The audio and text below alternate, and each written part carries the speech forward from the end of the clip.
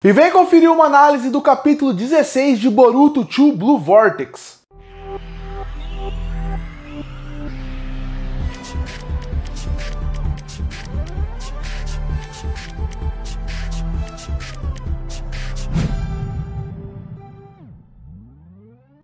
E o capítulo começa numa conversa, em um treinamento entre o Koji e o Boruto. O Koji está treinando o Boruto. E nessa discussão entre eles estão falando sobre um dos pontos principais de habilidades do Boruto, que seria o poder do tempo e espaço, que seria o ponto onde o Boruto consegue se teletransportar do ponto A ao ponto B através de um objeto. E essa discussão é muito interessante, porque apesar do Koji ter que explicar essa habilidade para uma geração que cresceu lendo Boruto e não lendo Naruto, porque isso acontece bastante, se surpreenda. Muita gente começou por Boruto sem assistir Naruto, vai lembrar, esse golpe que o Boruto está aprendendo e evoluiu num nível alto é o mesmo golpe do Minato, que seria o quarto Hokage, também conhecido como pai do Naruto, também conhecido como vô do Boruto. O golpe dele é que ele pegava uma kunai e conseguia fazer com que ele se teletransportasse de um ponto A a um ponto B, fazia com que ele virasse um dos caras mais rápidos da sua era, se tornando inclusive o Raio Amarelo de Konoha. Ele era o cara mais rápido, ele era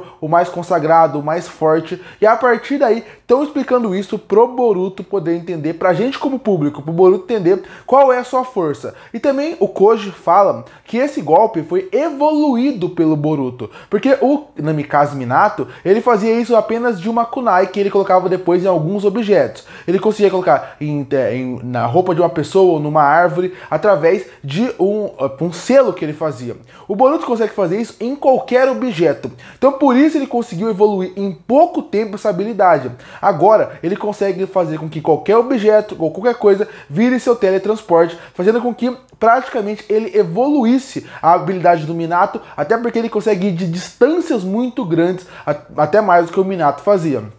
Colocar o Minato na história é por dois motivos. O primeiro é para poder facilitar a explicação, para a gente entender o que ele está falando de poder. E o outro ponto é para mostrar o nível de poder do Boruto, como ele está evoluindo. Quando você pega um personagem tão forte como o Minato, que para os fãs de Naruto é considerado um dos mais fortes, um dos mais consagrados, quando você menciona que o Boruto superou ele em alguma habilidade, você dá um ponto de partida para o público entender o nível de poder do Boruto. Outra coisa que é muito interessante desse diálogo é que o Koji fala que o Boruto, em pouco tempo, conseguiu fazer o que o Boruto do futuro não conseguiu fazer. E por que ele fala isso? Porque, pra quem não lembra, o Koji ele vê o futuro. E já que ele vê o futuro, ele consegue ver todas as alternativas que já aconteceram naquele futuro, de morte de um personagem, a sobrevivência de outro. E ele viu que essa habilidade do tempo e espaço, o Boruto do futuro demorou anos pra fazer. Enquanto isso, esse aí fez muito rápido. Isso é muito interessante. Como ele vai falando do futuro sem querer alterar o futuro. Inclusive, pra terminar a sequência desses dois conversando, termina com o Boruto falando: não seria muito mais fácil se o Koji explicasse para todo mundo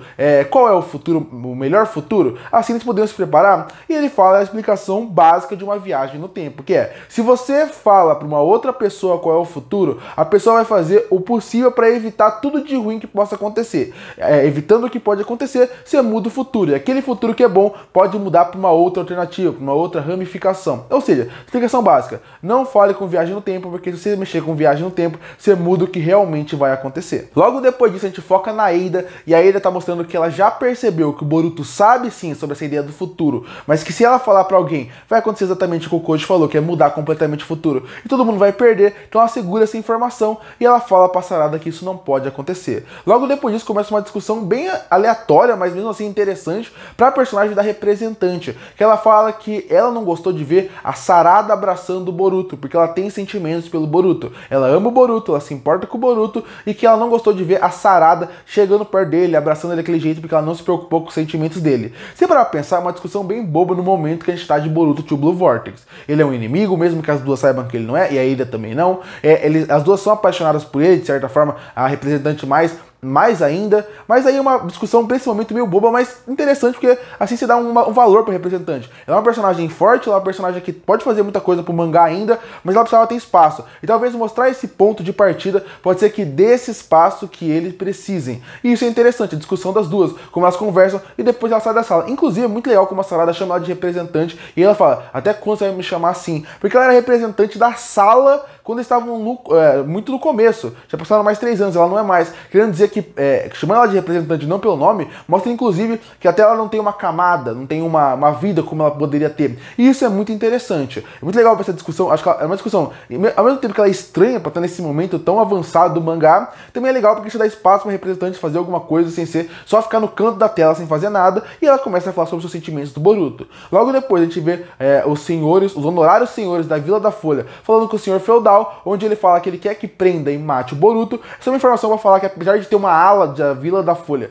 que se mantém do lado do Boruto, que agora quer saber mais sobre o segredo que ele guarda, uma outra deseja sua morte. E logo depois que a Sarada sai do lugar, chega o Shikamaru porque ele precisa conversar com a Eida. E depois dessa conversa só tem uma repetição de algumas informações, é uma conversa até certo ponto que não anda tanto, por causa que é mais o Shikamaru perguntando pra Eida o que ela sabia sobre a pessoa misteriosa que está protegendo e ajudando o Boruto. Depois a Eida fala um pouco sobre como que ele deixou ele escapar, ele fala que isso não acontece. No final aparece aquele sapo, que é alguém que representa o Naruto, e ele fala o que realmente importa nessa parte. Ele fala que ele agradece primeiro o Shikamaru por deixar o Boruto embora, e depois disso ele fala alguma coisa interessante, como por exemplo, o Jura, ele é um cara que ele tem uma ligação com a Vila da Folha de certa forma, então ele é um cara muito perigoso e muito inesperado, você não sabe o que ele vai fazer. Então por causa disso, a melhor coisa que você pode fazer é que se ele chegar na Vila da Folha, é pra tratar ele como um hóspede e não como um inimigo, algo que já é o que vai acontecer. Alguma hora ele vai chegar na Vila da Folha e vão ter que tratar ele não como um inimigo. Outra coisa que ele fala, o sapo do Naruto, do Boruto, ele fala que a Himawari não pode sair da vila de forma nenhuma. Já que ele tem o poder da Kyuubi dentro dele, ela virou um alvo para qualquer pessoa, principalmente as pessoas dessa nova organização. A partir daí, ele fala que se ela sair da vila, ela vai virar um alvo fácil, então ela não pode sair da vila. E ele também pede para essa missão que eles precisam ir para a Vila da Areia para salvar o Gaara e seu filho adotivo, e para isso ele tem que mandar uma equipe pequena, não mandar uma equipe grande para não fazer um alarde e deixar a vila desprotegida. Algo muito interessante é que em muitas sagas de Naruto eles deveriam ter pensado que deixam a vila em muitos momentos desprotegida e a vila é completamente destruída. O Shikamaru deveria saber isso mais do que ninguém. Uma coisa interessante também é que a Eida menciona nesse ponto que o poder dela não funciona com algum dos novos inimigos. Isso é muito legal porque assim você nerfa um pouco a Eida, que é uma personagem muito poderosa. Logo depois mostra a representante atrás da porta, porque ela ouviu um papo do sapo com o Shikamaru, onde ele fala que você tem que lutar tudo que você pode por quem você gosta. E ela fala meio essa ideia de eu vou fazer tudo que eu posso por quem eu amo. Então seria essa parte da representante, tá me parecendo muito a parte da Hinata quando ela morre pro Pain, porque depois ela volta, né? Mas quando ela morre pro Pain, que ela fala que ela vai dar vida pelo Naruto e ela acaba morrendo. A representante tá muito nessa vibe, não tô falando que ela vai morrer, mas tá me parecendo muito essa ideia da Hinata quando ela morreu pro Pain, que ela foi salvar o Naruto e obviamente ela não conseguiu porque o Pain era muito forte. Logo depois a gente vai pra Vila da Areia, onde mostra que quem foi mandado pra lá foi a Sarada, o Mitsuki e o Konohamaru. Eles encontram os 2 ex-membros da equipe do filho adotivo do Gaara, que é Yofo e o Aruya, que são os 2 caras que lutaram com ele na equipe, na parte do exame Chunin do Boruto.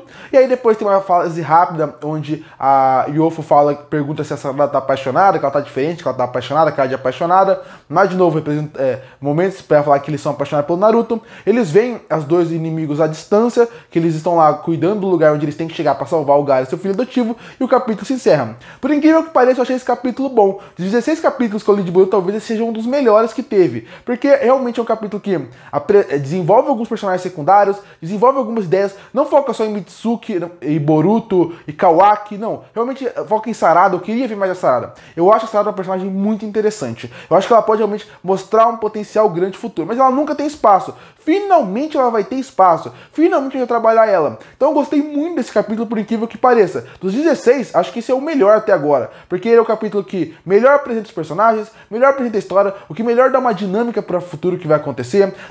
Desenvolve algumas ideias interessantes para Boruto e foca em personagens secundários. E a arte tá boa, me deixando com expectativa para saber o que vai acontecer a partir de agora. Eu até acho que esse vai ser um sopro no meio de algo muito ruim que tem em volta que o Boruto não consegue desenvolver. Mas aqui eu gostei realmente desse capítulo.